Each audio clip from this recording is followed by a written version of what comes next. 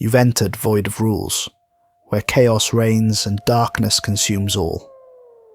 In this twisted realm where all laws have crumbled, only one rule remains, and those who break it are cast into eternal digital oblivion. The rule is simple: subscribe. We're almost at 6,000 corrupted souls, but the void hungers for more. Our goal is 10,000 subscribers before this year bleeds into darkness. Will you join our legion or face the consequences of defying the void? Now let's dive into today's story. My name is Nathaniel Draycott, and I need to tell you what happened on Mount Hermon before it's too late. 3 months ago, I was sitting in my Edinburgh apartment staring at termination papers from the university. My last dig, a supposedly early Christian site in Jordan, turned out to be an elaborate forgery. Someone had planted evidence, 3rd century pottery, mixed with 19th century glass beads. A carved inscription that used Latin verb conjugations that didn't exist until the Renaissance. I'd authenticated it, put my name on it, published preliminary findings. My colleagues stopped returning my calls within a week. My funding dried up within a month. The department head, a man I'd known for 15 years, passed me in the hallway without making eye contact. 20 years of work, gone.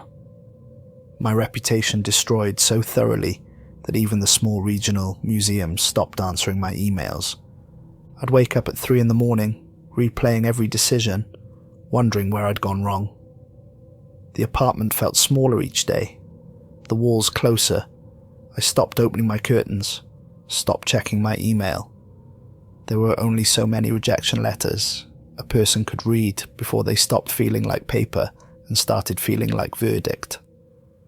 The envelope arrived on a Thursday morning, slipped under my door. Plain manila, no return address, no postage. Inside was a first-class ticket to Washington, D.C., dated for the following Monday. A blank keycard with unexpected weight to it, and a piece of paper with coordinates printed in plain black text. Nothing else, no letter, no explanation, no signature. I should have thrown it away, should have called the police. Instead, I held that keycard in my palm, feeling the cool metal, and thought about how I had nothing left to lose. 3 days later, I stood outside a corporate park in Northern Virginia. The afternoon sun reflected off generic glass buildings, the kind of architecture designed to be forgettable. Perfectly maintained lawns, young professionals walking between buildings with coffee cups and lanyards. It could have been any tech company, any consulting firm, any place where important people did vaguely important things.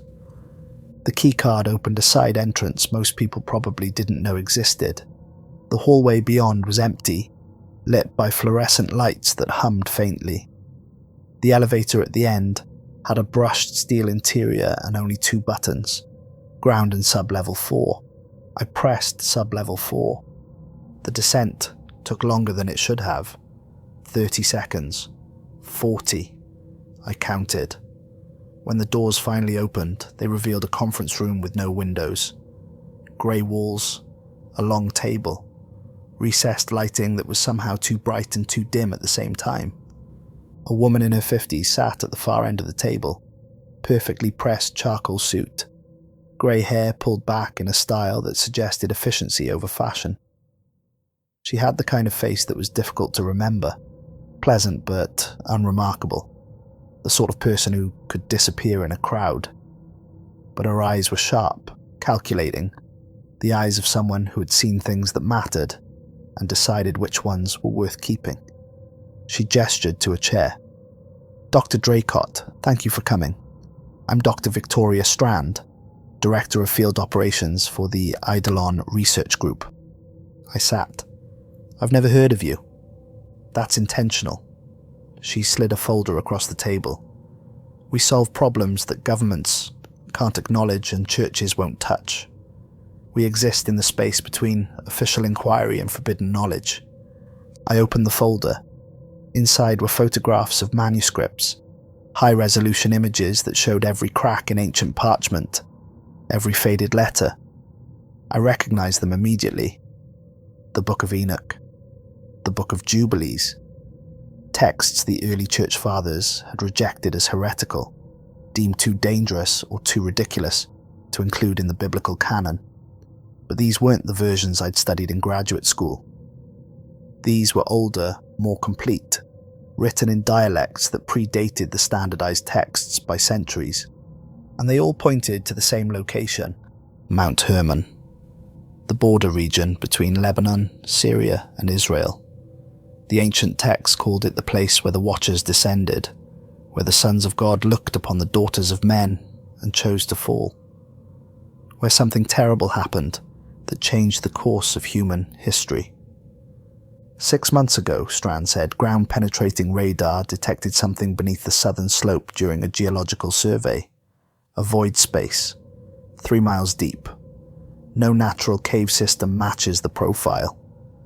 She pulled out satellite imagery, the kind that required security clearance to access. The topology of Mount Hermon, rendered in false color. Elevation changes, marked in precise gradients. And there, centered beneath the southern slope like a tumor, was a massive dark space. The rock around it showed stress fractures, radiating outward in a pattern I'd seen before, the kind of formation that appears around impact sites, when something punches through from above with enough force to shatter stone. We need someone to verify what's down there, document it, tell us what it means. She pulled out another photograph. This one showed the entrance to a cave, partially collapsed, with inscriptions visible on the remaining stone. Local seismic activity exposed an access point 3 weeks ago. We have a window to investigate before the Lebanese government decides the area is too unstable and locks it down permanently. Why me? My reputation is destroyed. Yes, which makes you perfect. She leaned forward slightly. You're smart enough to know what you're looking at. You have the linguistic and archaeological background we need. And you're desperate enough to take a job that no one else would touch. She wasn't wrong. The apartment in Edinburgh was 2 months behind on rent. I had £400 in my bank account. My mother's birthday was next week and I couldn't afford to send flowers. The contract she slid across the table had a number that would clear my debts, fund 10 years of independent research, and let me rebuild my reputation from scratch. All I had to do was go into a hole in the ground and tell them what I found. I signed without reading the fine print. 1 week later, I met my team at a private airfield outside Beirut. The hangar was old, left over from the French Mandate era, concrete walls stained with decades of jet fuel and desert dust. Our equipment was already loaded into 2 Land Cruisers, crates marked with numbers instead of descriptions, locked cases that Lionel wouldn't let me examine. A helicopter sat on the tarmac, rotors still, waiting. Dr. Helena Greaves was younger than I expected, early 30s, with the kind of pale complexion that comes from spending years in archives and basements where old books live. Cambridge linguist, specialised in dead languages, Aramaic, Akkadian, Proto-Canaanite, Ge'ez.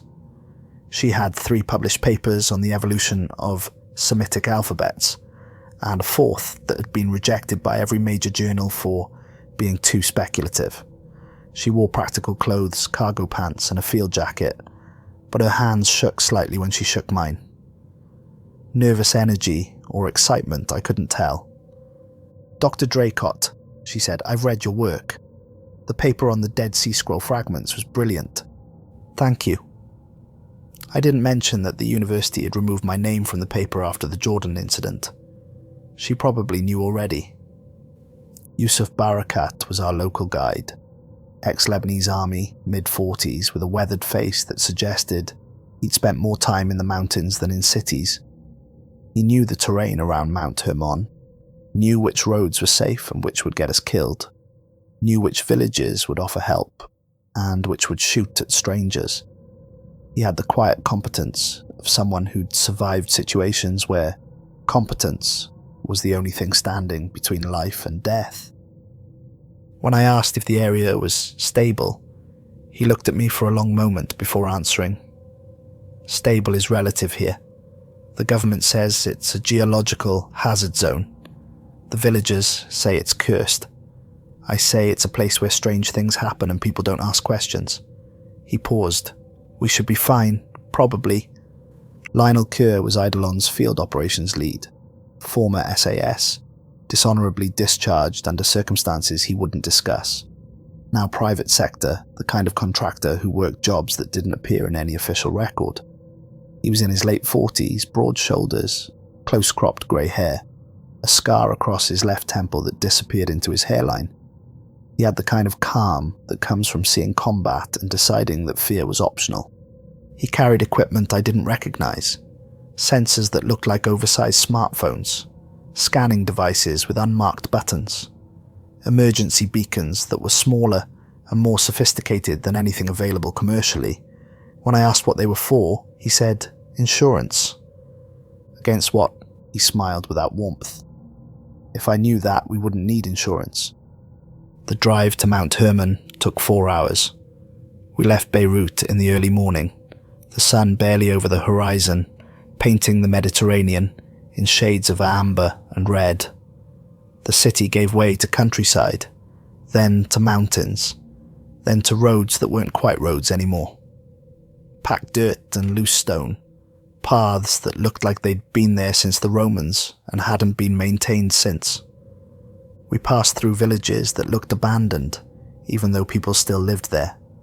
Empty streets at noon, shuttered windows, houses that might have been beautiful once, now crumbling, paint peeling, gardens overgrown. Children watched us from doorways but didn't wave. Old men sat in the shade and smoked cigarettes and tracked our progress with eyes that had seen too much. Yusuf explained that most families had left over the past 3 months. The earthquakes had started small, barely noticeable, but they'd grown stronger. Livestock were dying. Goats and sheep, found dead in the fields with no visible wounds, no signs of disease. Crops were failing, even though the soil was rich and the rainfall adequate. Wells were going dry. The old people said the mountain was angry, that something beneath it was waking up, that the ancient warnings were coming true. What warnings? I asked. Yusuf kept his eyes on the road. The Maronite monks kept records, going back centuries, stories about Mount Hermon, about what's buried there. They say the mountain is a prison, that something was sealed beneath it before Christ walked the earth, before Muhammad received the revelation, before even Moses went up Sinai. The monks taught that there are places in the world where the boundary between heaven and earth is thin, places where angels walked, where they fell, where they're still bound, waiting. You believe that? He was quiet for a long time. I believe that people don't abandon their homes without reason. I believe that animals know when something is wrong, before we do. And I believe that some places should be left alone. We established base camp near the ruins of a French Mandate-era fort at the mountain's base. The structure was mostly collapsed. One wall had fallen inward, creating a slope of rubble and broken stone. But one building still had a roof, corrugated metal that rattled in the wind but kept out the rain. The windows were empty frames, glass long since shattered or stolen. The floor was dirt and scattered debris, cigarette butts, empty bottles, graffiti in Arabic and French warning people to stay away. We set up sleeping quarters in the most intact corner, camp beds, sleeping bags rated for cold weather, even though it was summer. Lionel established a communications hub with a satellite uplink, a radio relay, and a backup system in case the primary failed. He tested everything twice, noted the response times, marked the equipment with numbered tags. Standard protocol, he said when he saw me watching. Always have a way to call for help. Always have a backup. Always know exactly how long it takes for that help to arrive. How long? I asked. From here, 43 minutes for helicopter extraction, 97 minutes for ground transport. 3 to 4 hours for any kind of military response if we need it. He looked at the mountain, dark against the evening sky. Let's hope we don't. That first night, I couldn't sleep. The silence was wrong. Too complete. No insects chirping, no night birds calling, no wind rustling through trees. Just an oppressive stillness that pressed against my eardrums, like pressure before a storm. I lay in my sleeping bag, staring at the ceiling, listening to the others breathe. Helena was restless, shifting position every few minutes. Yusuf was perfectly still, the kind of stillness that comes from military training. Lionel's breathing was slow and measured, but I didn't think he was asleep either. Around 2:30 in the morning, I heard it for the first time. A low, resonant vibration that seemed to come from deep beneath the ground. Not a sound exactly, more like a feeling. The way you feel bass at a concert in your chest, rather than hearing it with your ears. It pulsed, rhythmic. I lay there counting the intervals between each pulse. 43 seconds, exactly 43 seconds between each one. In the morning, I asked the others if they heard it. Helena had. She'd been timing it too, writing the intervals in a small notebook she kept by her sleeping bag. 43 seconds, consistent, all night. Yusuf nodded slowly. The sleeper's breath. That's what the old shepherds call it. They say it's been happening since the earthquake started. Getting stronger. They won't bring their flocks within 5 miles anymore. The animals panic. Won't eat. Won't sleep. Just stand there trembling until their hearts give out. What do they think is breathing? I asked. Yusuf looked at me with an expression I couldn't read. Not fear exactly. Something older. Something resigned. They say something was buried here. Something that should have stayed buried. And now it's waking up. The first 3 days were methodical. Lionel's equipment mapped the terrain, sending ground-penetrating radar pulses deep into the mountain, building a three-dimensional image of the subsurface structure. Helena and I documented every inscription we could find. There were dozens scattered across the mountainside, carved into rock faces, etched into half-buried stones, scratched into the walls of the ruined fort.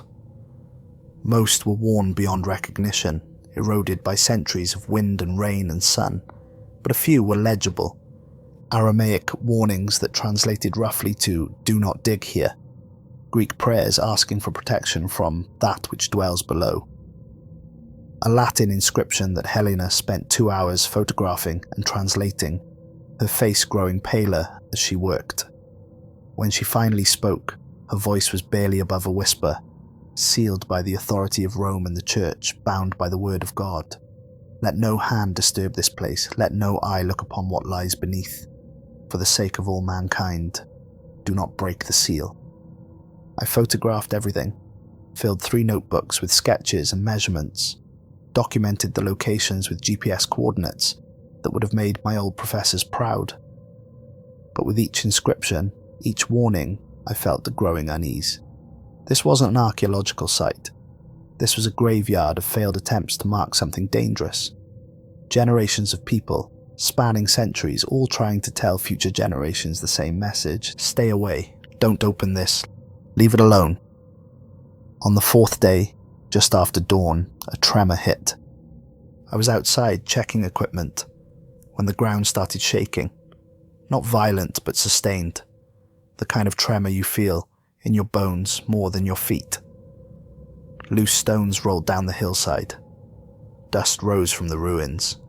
It lasted maybe 20 seconds, then stopped as abruptly as it had started. When the shaking stopped, Yusuf was pointing at the mountainside. There! A fissure had opened in the rock face about 60 feet up the slope. The opening was narrow, barely 3 feet wide, but it went deep into the mountain. Lionel hiked up with his thermal imaging camera and spent 10 minutes scanning the opening. It leads down, he said when he returned. Can't tell how far, but the temperature inside is 17 degrees colder than the surrounding rock. That doesn't happen naturally. Not in summer. Not at this elevation. We geared up at 10:15 in the morning. Helmets with mounted LED lights, harnesses and rope, emergency supplies, water, first aid, chemical lights. Lionel distributed radios that were supposed to work up to 2 miles underground, though he admitted the mountain's mineral content might interfere with the signal. "Stay together," he said. "If anyone gets separated, stay put and use your radio. Don't try to find your way out alone. Don't wander off exploring. Don't touch anything that looks like it might be structural." Any questions? No one spoke. Right then, let's see what's down there. Lionel went first, then me, then Helena, with Yusuf at the rear. The passage was tight. We had to turn sideways in places, squeezing between walls of dark basalt that felt smooth, almost glassy, like they'd been polished or melted. The air smelled wrong, metallic, sharp, like ozone after a lightning strike, but heavier, thicker, coating the back of my throat with each breath. My helmet light showed the passage ahead, narrow and descending at a steep angle. Water had carved channels in the stone, though the rock was dry now. Hadn't seen water in years, maybe centuries. The walls were marked with scratches, not recent but not ancient either. Tool marks maybe, or claw marks. I didn't want to think about the second option. After 200 feet, the passage opened into a chamber. Our helmet lights revealed the space, roughly circular, maybe 50 feet across, with a ceiling that disappeared into darkness above. The walls were covered in inscriptions, but these weren't carved like the ones outside. These were burned into the stone, each letter surrounded by a corona of blackened rock, as if someone had written with fire. The smell of ozone was stronger here, sharp enough to make my eyes water. Helena started photographing immediately, her camera flash strobing in the darkness. She was muttering under her breath, translating fragments as she worked. Here the fire came down. The morning star was cast from heights. Bound until the breaking. The seal holds. The seal must hold. Let no man speak the name. Let no tongue utter the word. Lionel set up a base station in the chamber. Folding chairs that seemed absurd in this place. Battery-powered LED lanterns that turned the chamber into something almost ordinary. A communications relay to reach the surface, a metal box with too many antennas and a screen that glowed soft blue in the darkness. But when he tried to establish contact with the support team in Virginia, nothing happened. The equipment powered on. The screen showed signal strength and connection status, but there was no response, no acknowledgement. The signal was going out into nothing. "Could be the rock," Lionel said, but he didn't sound convinced. "Mineral content interferes with radio waves. We might need to go back up to get a signal."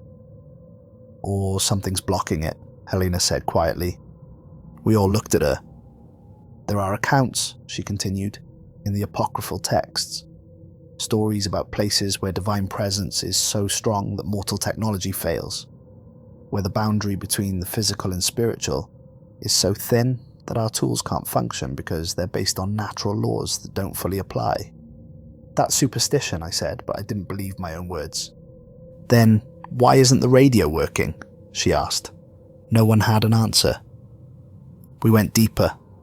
The next section of tunnels wasn't natural. I was certain of that within the first 50 feet. The passage was too uniform, too precise.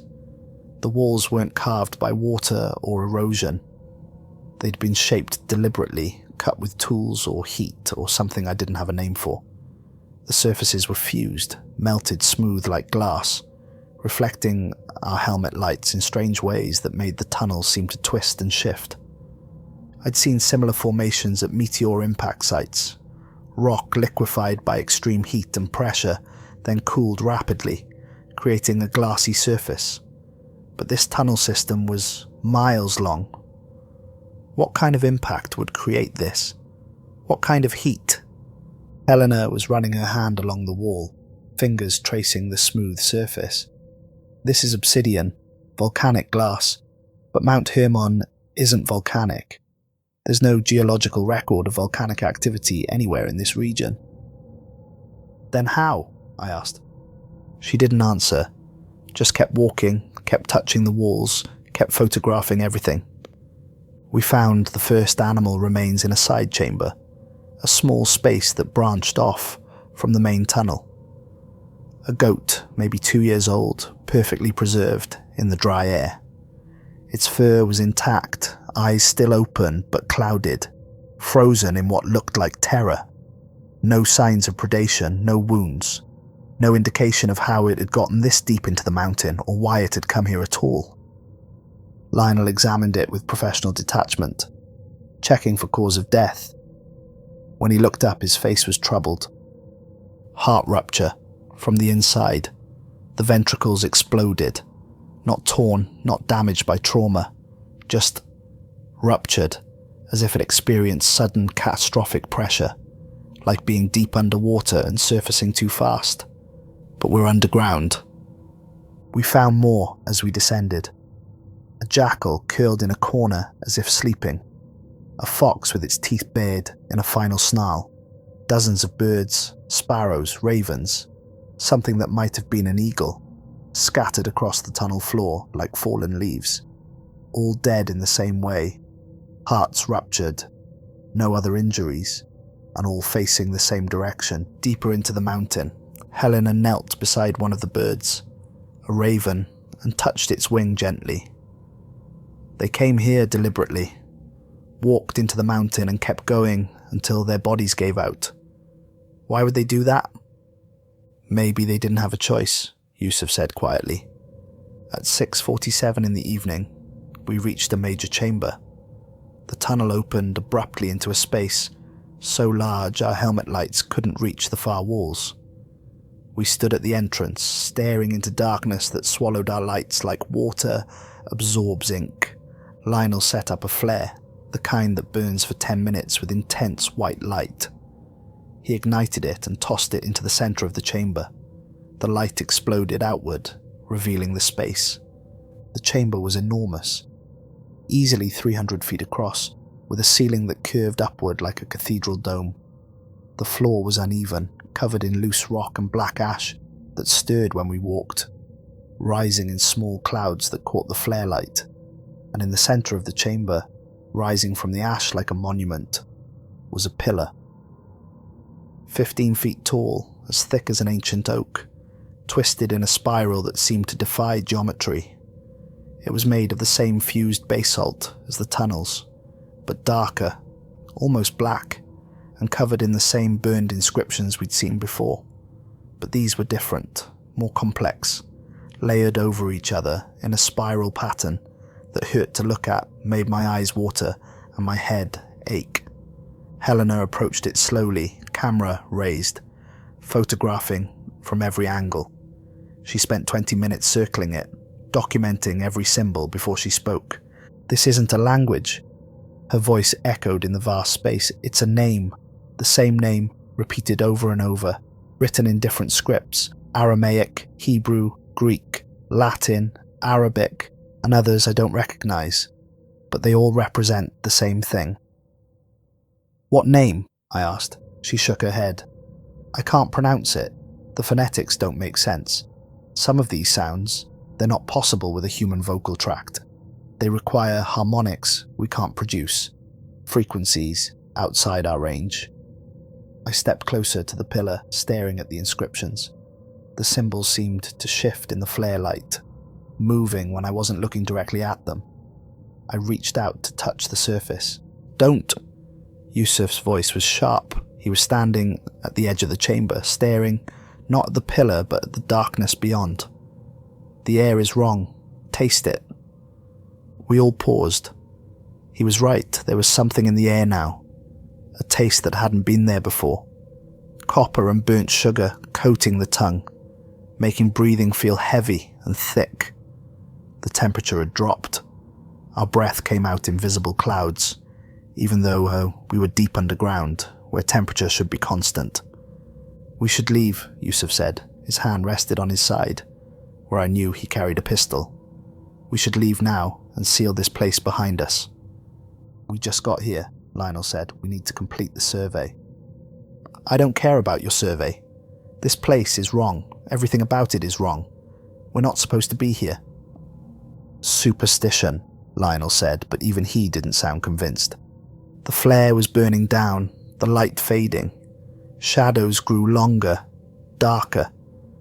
The inscriptions on the pillar seemed to glow faintly, though that might have been my imagination, or wishful thinking. We continued deeper. The vibration started again around 8 o'clock. That same deep pulse, but stronger now.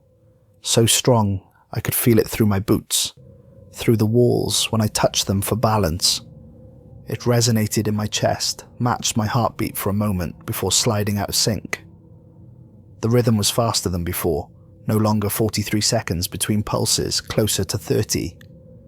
"It's accelerating," Helena said. She was still timing it, checking her watch after each pulse. "It's been consistent for months at 43 seconds. Now it's changing." "Maybe our presence triggered something," I suggested. "Maybe the chamber is responding to human activity after being sealed for so long." "Or maybe," Yusuf said, "we're waking something that should have stayed asleep." We found the entrance to the lowest level at 9:30. A shaft, nearly vertical, dropping into darkness so complete our lights couldn't find the bottom. Metal rungs had been driven into the rock face, providing a ladder down.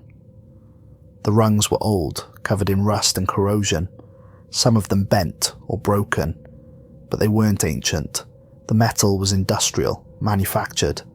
Helena examined them and estimated they were maybe 70 years old. "Someone was here before us," she said, "during World War II or just after. They drilled these rungs and descended." "Did they come back up?" I asked. She didn't answer, didn't need to. If they'd come back up, they would have sealed the entrance, would have warned people, would have left records, unless they couldn't. Lionel tested the rungs, applying weight gradually, checking for stability. "They'll hold, but we go slow, one at a time. If a rung gives way, the person behind can catch you." He went first, his helmet light disappearing into the shaft. Then me. Then Helena. Yusuf stood at the edge, looking down, his face unreadable. "I'll wait here," he said. "Keep watch. If you're not back in 2 hours, I'm getting help." "We'll be back," Lionel called up. His voice echoed strangely in the shaft, multiplying, overlapping, until it sounded like dozens of people speaking at once.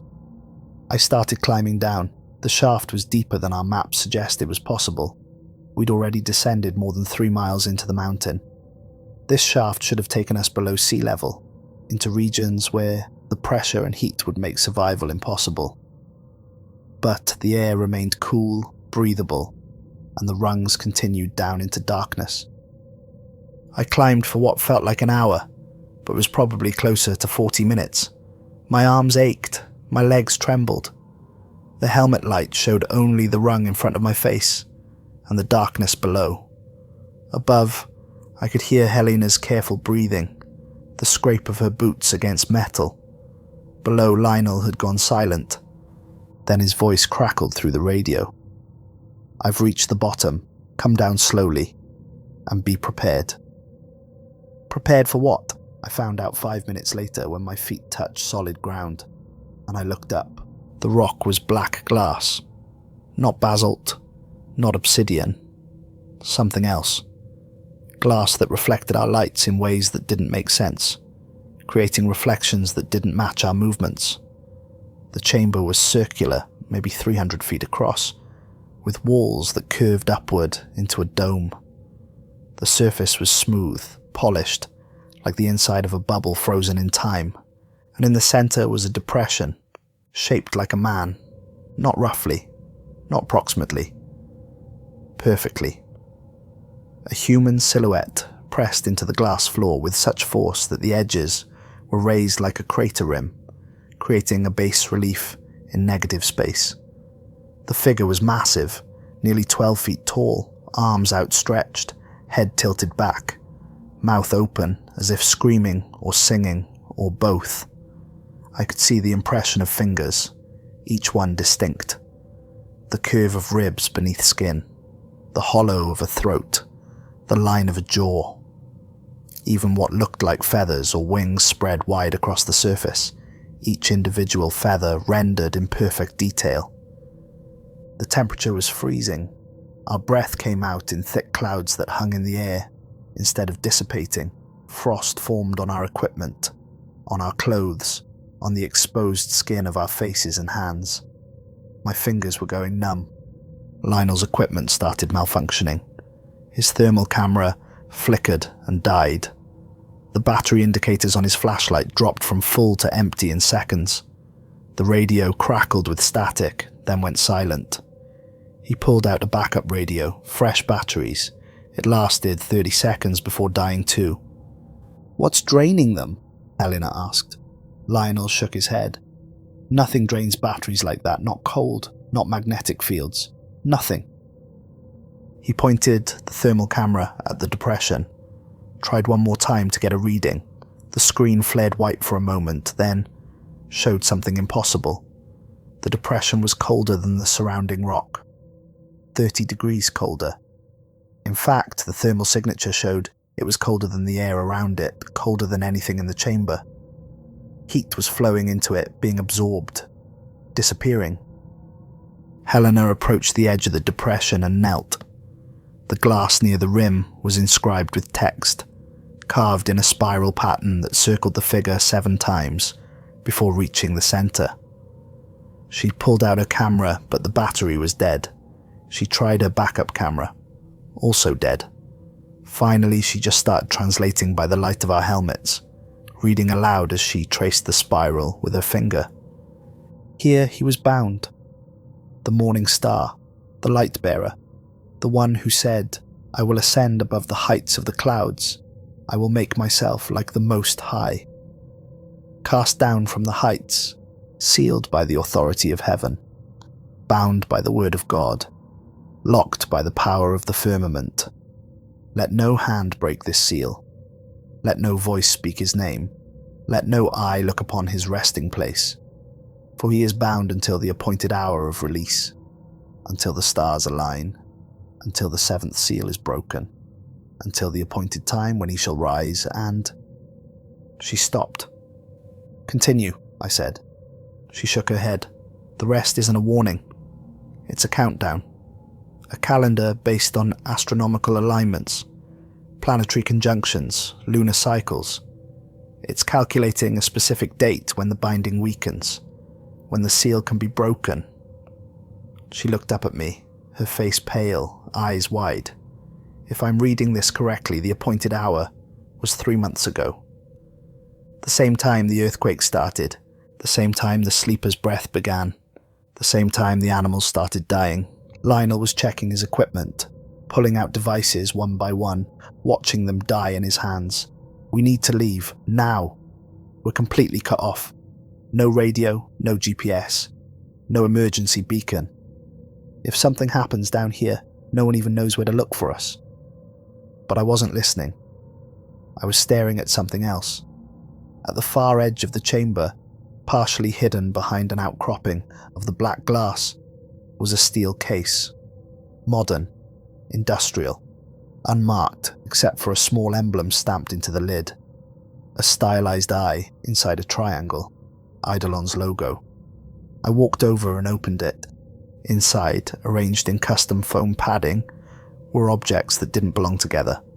Orthodox icons, small paintings of saints with gold leaf halos, Jewish phylacteries, leather boxes containing scripture verses, Catholic relics, fragments of bone in ornate cases, Islamic prayer beads, 99 beads for the 99 names of God, Buddhist sutras written on silk, Hindu mantras engraved on copper, Shinto ofuda, paper talismans with sacred inscriptions, objects from every major faith, every tradition that believed in binding evil, in sealing away darkness, in protecting humanity from powers beyond understanding. And beneath them, sealed in plastic, was a document. I pulled it out and read by the light of my helmet. It was a ritual. Instructions for resealing something that had been unsealed. The language was precise, technical, reading more like an engineering manual than a religious text. It listed the required items, all present in the case. It listed the required participants, 4 people of different faiths. It listed the required actions, prayers in specific languages, movements in specific patterns, offerings placed at specific points around the depression. And at the bottom, in small print, a note. Participants should be prepared for possible adverse reactions, including disorientation, auditory hallucinations, cardiac irregularities, and in rare cases, death. Probability of survival for all participants, approximately 62%. I stared at the document, reading it again and again, the words not making sense. Then, slowly, horribly, understanding dawned. Eidolon knew. They knew exactly what was down here. This wasn't a research expedition. This wasn't a survey or a documentation project. It was a repair mission. The seal had weakened or broken, and they needed people to come down here and reseal it. But the ritual was dangerous, potentially lethal, so they couldn't use their own people. They couldn't risk their specialists, their experts, their directors. They needed expendable people. People with the right skills but no future. People desperate enough to sign a contract without reading it. People who wouldn't be missed if they didn't come back. They needed us. Helena screamed. I spun around. The glass was cracking. Fine lines spreading across the surface of the depression, like a spider web, radiating out from the center where the figure's chest would be. Each crack released a sound, not loud but felt. A pressure wave that made my ears pop and my vision blur, that resonated in my bones and teeth. The vibration was constant now. No pauses between pulses, just the continuous deep thrumming that made the entire chamber shake, that made loose pieces of glass fall from the walls and shatter on the floor. The temperature was dropping. My fingers were going numb. Ice formed on the walls, growing visibly, spreading in fractal patterns that looked almost deliberate, almost like writing. The pulse had accelerated. No longer 30 seconds, 10 seconds, 5, 2, continuous. Lionel was pulling me toward the shaft entrance, shouting something I couldn't hear over the vibration, but I couldn't move. I was watching the cracks spread, watching them multiply and branch and connect. I was watching something beneath the glass shift, not visible, not exactly, but suggested. The way you know something massive is moving underwater, by the ripples on the surface. The way you feel a presence in the dark, even when you can't see it. Helena was on her knees, at the edge of the depression, hands pressed over her ears, blood trickling from her nose. She wasn't screaming anymore. She was laughing. A high, broken sound that shouldn't have been audible over the vibration, but somehow was, cutting through the noise like a knife through silk. "He's beautiful," she whispered. "Oh God, he's so beautiful. Why did they hide him? Why did they lock him away? He just wanted to help us. He just wanted to show us the truth. He just wanted..." Lionel grabbed her shoulder and she turned on him, eyes wild, pupils dilated so wide the irises were almost invisible. "Don't you see him? Don't you see what he really is? They lied to us, all of them. Every religion, every faith, every text. They made him the villain because they were afraid. Afraid of what he knew. Afraid of what he could teach us. Afraid that if we learned the truth, we wouldn't need them anymore." Then I heard it, not with my ears, inside my head, behind my eyes, in the spaces between my thoughts, a voice that wasn't a voice, words that weren't words but somehow carried meaning, more clearly than language ever could. Nathaniel. My name.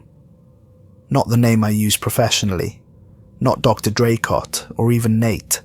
My childhood name. The one only my mother used, and only when I was in trouble or she was being tender.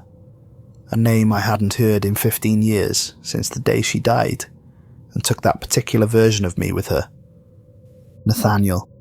You've carried it so long. The shame, the guilt. Let me show you. Let me take it away. And suddenly I was 7 years old again, standing in my parents' bedroom doorway, watching my father's hand connect with my mother's face, watching her fall, watching the blood. And I did nothing. I was too small, too scared, too useless.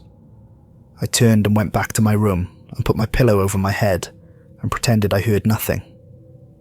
I was 17, at a party, watching 3 boys corner a girl who'd had too much to drink, watching them lead her upstairs. And I did nothing. Told myself it wasn't my business. Told myself she probably wanted it. Told myself any lie that would let me keep drinking, keep laughing, keep pretending I was a good person. I was 23, defending my doctoral thesis, while my research partner, the one who'd done half the work, sat in the audience with no credit because I'd removed her name from the papers. Told myself she wouldn't have minded. Told myself it was just how academia worked. Told myself her career didn't matter as much as mine. Every lie, every betrayal, every moment I'd chosen comfort over courage, advancement over ethics, my own interests over someone else's suffering. The voice showed me all of it, not judging, not condemning, just showing me who I really was beneath the degrees and the publications and the reputation I'd built on foundations of sand and blood. And it wasn't angry, it was grateful. Grateful that I understood weakness. Grateful that I knew what it meant to fall. Grateful that I, of all the people who could have opened this prison, was someone who would understand that the prisoner might not be the villain, that sometimes the ones who lock the doors are more dangerous than the ones locked away. The cracks widened. I could see into the depression now, past the surface layer of glass. There was something beneath, not a body, not exactly, but an absence, a shadow that had weight and presence, a darkness that was somehow brighter than light, more solid than matter, more real than reality. Lionel had Helena by the arm, was dragging her towards the shaft. She fought him, clawing at his face, screaming about beauty and truth and freedom.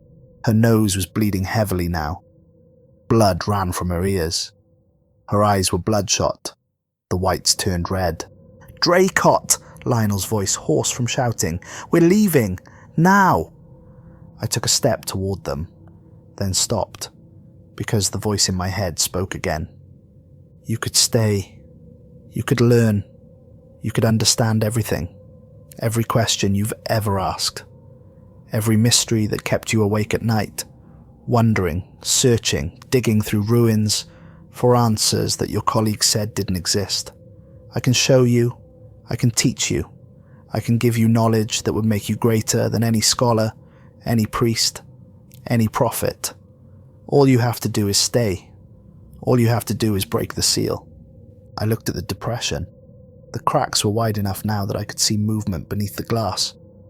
Something shifting, uncurling, waking. "No," I whispered.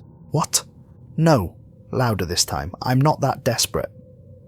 But the voice knew I was lying, because I was that desperate. I'd been that desperate when I signed Eidolon's contract.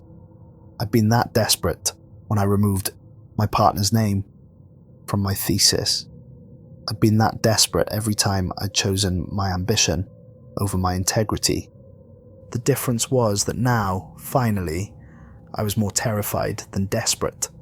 I ran, grabbed Helena's other arm. Between us, Lionel and I dragged her to the shaft entrance. She was still fighting, still screaming about beauty, about truth, about how we were making a mistake. Blood ran from her nose and ears, and now from the corners of her eyes, mixing with tears, creating crimson tracks down her face. "Hold her," Lionel said. He grabbed the first rung, tested it, started climbing. "I'll go first. Hand her up to me when I'm in position." I held Helena while she thrashed and sobbed. Behind us, the chamber was filling with sound. Not the vibration anymore. Something else. Thunder mixed with singing.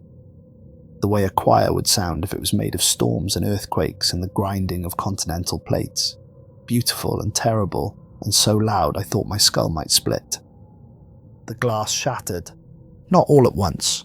Slowly, deliberately, each piece falling away to reveal what lay beneath. I didn't look. Couldn't look. Because some part of me knew that if I saw what was under that glass, what had been sealed there for millennia, I would never be able to unsee it. Never be able to close my eyes without seeing it. Never be able to think about anything else for whatever remained of my life. Now, Lionel was in position, reaching down. Pass her up. We lifted Helena. She'd gone limp, unconscious or dead, I couldn't tell. Lionel grabbed her arms and hauled her into the shaft. Then it was my turn. I grabbed the first rung and started climbing. Not looking back, not thinking, just moving. The shaft seemed longer going up. My arms burned. My legs trembled. The rungs were slick with something, ice maybe, or condensation, or blood from Helena's face dripping down. Twice I slipped, caught myself, kept climbing. Below me, the singing got louder. And then, impossibly, I heard words. Not English, not any language I recognized, but I understood them anyway. The way you understand the meaning of a scream or a laugh, even in a foreign tongue. Return, return. Return to me. I have so much to show you. I have so much to teach you. Return and I will make you wise. Return and I will make you strong. Return and I will give you everything they denied you. Return, return, return, return. I climbed faster. We reached the top of the shaft. Yusuf was there, grabbing Helena, pulling her away from the edge. His face was grey. What happened? What did you find? We need to leave, Lionel said. Now, no discussion. Yusuf didn't argue. We grabbed Helena. She was still breathing, unconscious but alive, and started moving through the tunnels. Back through the chamber with the pillar, back through the passages lined with dead animals, back toward the surface. The tunnels were collapsing behind us. We could hear it, rock grinding against rock, massive sections giving way. The mountain was coming apart. Dust filled the air, choking, blinding. Our helmet lights cut through it in narrow beams that showed loose stones falling, cracks spreading across the ceiling, walls bulging inward. Something was following us. I could feel it. Not close, not yet, but behind us, moving through the collapsing tunnels with ease. Not climbing, not running, just existing in one place and then another. Reality bending around it like water around a stone. We ran through chambers we documented so carefully days ago, now unrecognizable. The pillar had fallen, shattered into pieces. The inscriptions on the walls were glowing, actually glowing, burning with light that hurt to look at. The temperature swung wildly, freezing in one chamber, boiling in the next. Helena woke up as we were climbing through the narrow passage near the surface, started screaming, not words, just sound. Raw and animal and wrong. Lionel had to put his hand over her mouth to muffle it, had to hold her as she thrashed and tried to claw her way back down into the mountain. We reached the surface at 11:47. The night sky was clear, stars bright and cold, and impossibly far away. The air was clean, free of that metallic taste, and I gulped it down like water after days in the desert. But the mountain was wrong. Cracks were spreading across its face, glowing faintly red like veins. Steam rose from some of them, or smoke, or something else. The temperature had risen 15 degrees in the last hour. The ground was shaking continuously now, a steady tremor that made it hard to stand. The ruins of the fort were partially collapsed. Our equipment was scattered, knocked over by the quakes, and Lionel's radio, which had been dead for hours, suddenly crackled to life. Dr. Strand's voice, calm and professional, as if she was calling to discuss meeting minutes. Alpha Team, this is base, confirm status. Did you complete the ritual? I stared at the radio, then at the mountain, then at the steel case still strapped to Lionel's pack, the ritual items unused, the ceremony unperformed. We were never meant to come back. The ritual required participants, required witnesses, required people willing to stand at the edge of that depression and pray and chant and bind something that had been sealed by powers greater than any human agency. And it would kill most of them. 62%. Survival rate. Eidolon needed people with the right skills but no future. People desperate enough to sign a contract without reading it. People who wouldn't be missed. They'd sent us down to reseal the prison, and if we died in the process, well, that was acceptable losses, calculated risk, the price of keeping the world safe from something it didn't even know existed. Except we hadn't completed the ritual. We'd run. We'd left the prison open. We'd left it waking. I grabbed the radio and keyed the transmit button. You found it. Not a myth. A prison. And we just broke the seal. Strand's voice remained calm. Dr. Draycott, I need you to listen carefully. Return to the lowest chamber. Complete the ritual. The instructions are clear. You have everything you need. The fate of...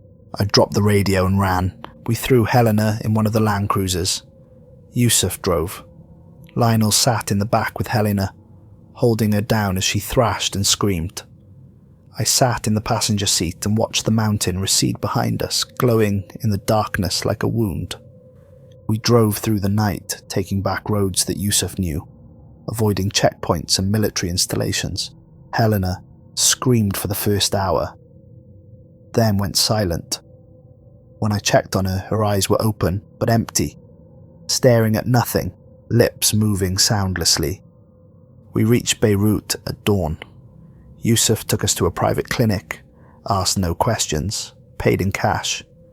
They sedated Helena, started treating her for shock and dehydration and blood loss. The doctor said she'd had multiple hemorrhages, brain, ears, eyes. She might recover, might not. Too early to tell. What happened to her? The doctor asked. She fell, I said, in a cave. Hit her head. The doctor didn't believe me but took the money anyway. Lionel and I left that afternoon. He had contacts, people who could move us quietly, get us out of Lebanon without official records. We split up at the airport. He was going back to England. I was going anywhere else. What do we tell them? He asked. Eidolon, when they find us, and they will find us. We tell them the truth. We opened it. We couldn't close it. And God help us all. He nodded slowly. That thing in the chamber, did you see it? No, I didn't look. I did, just for a moment. Just a glimpse. He was quiet for a long time. It wasn't what I expected. It wasn't a monster. It wasn't a demon. It was... He trailed off, searching for words. It was beautiful. That's the worst part. It was the most beautiful thing I've ever seen. And I know, absolutely know, that if I'd looked for one more second, I would have gone back down there. Would have thrown myself into that depression. Would have begged it to take me. But you didn't. But I didn't. He looked at me with haunted eyes. The question is whether I can keep not doing it.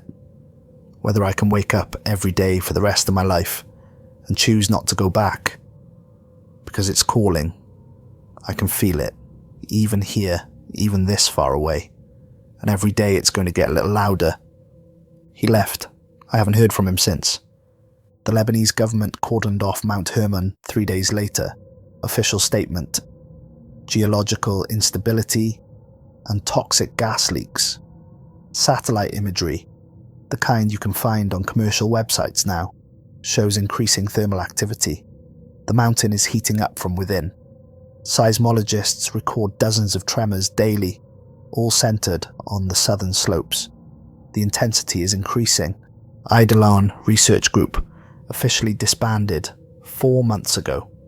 Corporate records show the assets were liquidated, the employees let go, the facilities closed. Dr. Victoria Strand has vanished. I've tried to find her.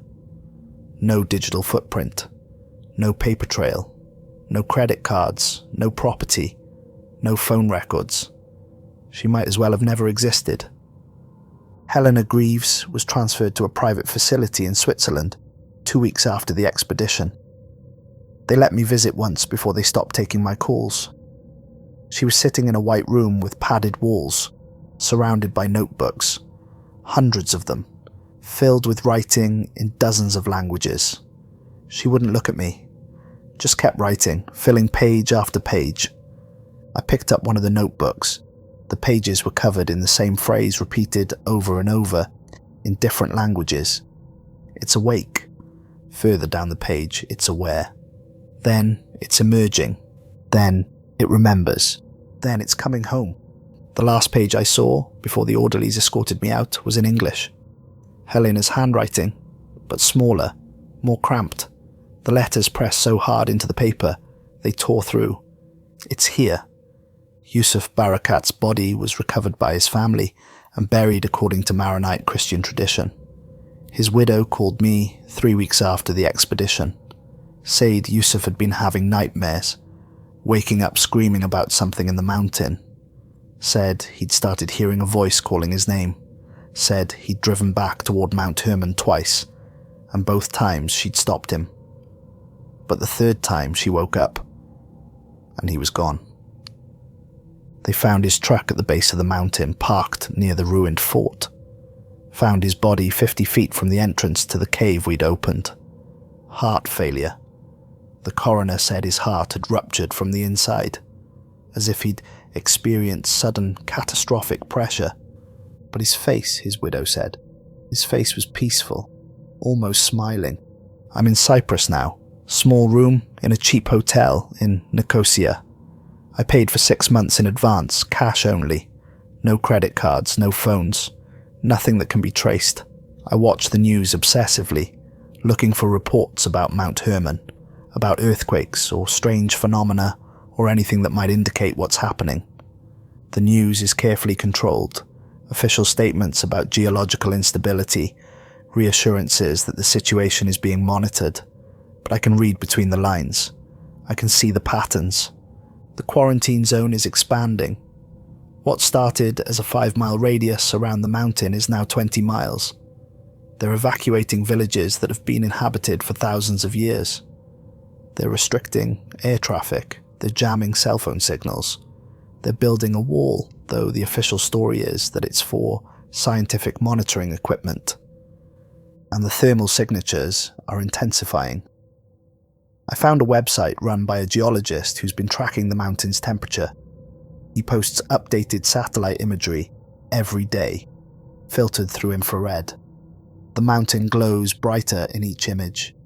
The heat is spreading outward in fractal patterns that look almost deliberate, almost like writing. But that's not the worst part. The worst part is that I can feel it. Even here, 800 miles away, I can feel it. A vibration in my bones, in my teeth, in the base of my skull. That same pulse we heard the first night, the sleeper's breath, except it's faster now and it's everywhere. I timed it this morning. 12 seconds between pulses. Tonight, it was 8 seconds. Just now, 5. I'm writing this because I need to document what happened. Because someone needs to know. Because when things get worse, someone needs to understand where it started and why. We opened something that was meant to stay closed. We broke a seal that had held for longer than recorded history. We woke something that had been sleeping since before humanity learned to write, to build cities, to pray. And it's calling, not just to me, to everyone. I see it in people's faces now. A distraction, a yearning. They stop mid-sentence and stare at nothing, as if listening to something only they can hear. They talk about dreams, about voices, about a beautiful sound that they can't quite remember, but can't quite forget. The suicides are increasing. The news doesn't report them as related, but I can see the pattern. People with no history of depression, no warning signs, suddenly walking away from their lives, leaving their families, driving towards Lebanon, Syria, Israel, toward Mount Hermon. Some of them make it to the quarantine zone before they're turned back. Some don't. But they all go peacefully, all go willingly. all go with smiles on their faces. Last night I dreamed of wings. Not metaphorical wings, real wings. Black wings that blotted out the sun. Each feather was the size of a building, detailed in ways that hurt to see, beautiful in ways that made beauty itself seem inadequate. They spread across the sky from horizon to horizon, and where their shadow fell, people looked up and wept and reached towards the darkness with outstretched arms. And I understood in the dream that this wasn't a nightmare.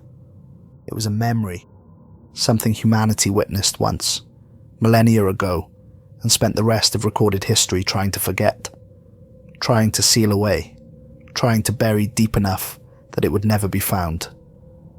But we found it, and we set it free.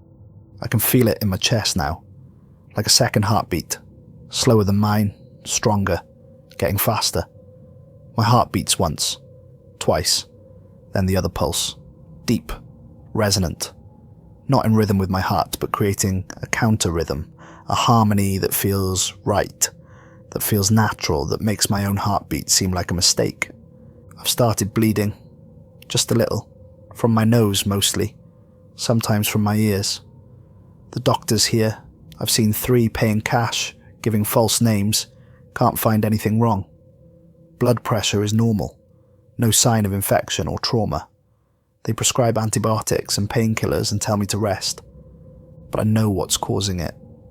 It's the same thing that happened to Helena, to Yusuf, to all those animals in the tunnels. The pressure is building. Something is pushing against the membrane between here and there, between physical and spiritual, between sealed and open, and that membrane is tearing. I just checked the geologist's website again. New imagery from yesterday. The entire southern slope of Mount Hermon is glowing white hot in infrared. The heat signature extends 40 miles in every direction. Snow that has been on that mountain for centuries has melted. Rivers have changed course. Forests are dying. And in the center, where we opened the cave, where we descended into those tunnels, where we found the chamber with the depression shaped like a man, there's a crack in the earth, visible from space, growing wider every day. Something is coming through. The pulse is constant now. No gaps between beats, just one continuous vibration that I can feel in everything. The floor, the walls, the air itself. My hands shake when I try to write. My vision blurs. I can taste copper and burnt sugar every time I breathe. I know what's happening. The same thing that happened to Helena, to Yusuf, to all the others. The call is getting stronger. The voice is getting clearer. Soon it won't be a whisper in the back of my mind. Soon it will be all I can hear. Soon I'll start walking toward Lebanon, toward Mount Hermon, towards the crack in the earth, toward whatever is emerging from the prison we opened. And I'll go willingly, with a smile on my face, because it's beautiful. God help me, it's so beautiful. They sealed it for a reason. Not because it was evil, that's too simple, too human. Because it was first. Before us. Before everything we think we know about how the world works. Before laws and physics and reality itself. And now it remembers. Now it knows we're here. Now it's coming home. The shepherds, the monks, the priests who lived in the shadow of that mountain for thousands of years. They knew. They tried to tell us in stories, in warnings, in prayers we dismissed as superstition. They carved warnings in stone. They wrote texts that the church rejected. They sealed the mountain with every binding, every prayer, every faith that believed in containing darkness. They weren't praying for salvation. They were praying it would stay asleep. But we woke it up. And now the world will remember what we spent 10,000 years trying to forget. The glass in my window just cracked. A single line running from corner to corner. I watched it happen. No impact, no stress. Just a crack appearing as if the glass decided to break on its own. The sky outside is wrong. It's 3 in the afternoon, but the light is fading. Not sunset, something else. A dimming. A shadow spreading across the sky from the east. From Lebanon. From Mount Hermon. People in the street have stopped walking. They're standing still, faces turned toward the shadow, hands reaching up, fingers spread wide as if trying to catch something falling from above. My nose is bleeding again. Heavily now. I can taste blood in the back of my throat. My ears are ringing. No, not ringing, singing. A choir made of thunder and earthquakes, and the sound the stars make when they burn. I understand now. It wasn't a fall. Falls are accidents, stumbles, mistakes. It was an impact. Deliberate. Forceful. Something thrown down with such power that it shattered the earth. Melted rock. Created a crater that had to be sealed because even empty, it was too dangerous to leave open. And we just broke that seal. The pulse stopped. Everything is silent. Everything is still. The shadow covers half the sky now. I can see details in it, structure, form. Wings folded tight, each feather visible, each one beautiful, each one terrible. And between the wings, a shape that might be a body, or might be a void where a body should be, and where the face should be. I can't look. If I look directly at it, I'll never look away. People in the street are on their knees now, praying or weeping or both. Some are smiling, some are screaming. All of them are reaching up. The light is almost gone. In a moment it will be dark, not night. Something else, the darkness that existed before the first day, before the first light, before God said, "Let there be." I know with absolute certainty what's about to happen. And I know there's nothing I can do to stop it. The shepherds were right. It was breathing, counting down, waiting. And now, the window shattered. Not the cracked one, all of them. Every window in the building, every window in the city. I can hear the sound of breaking glass everywhere, a symphony of destruction that lasts for minutes. The sky is burning, not with fire, with light that's somehow dark, bright shadows that cast darkness, illumination that blinds by revealing too much, and something is opening its eyes, something that hasn't seen the world since before the world had a name. God forgive us. We woke the morning star, and he's coming home.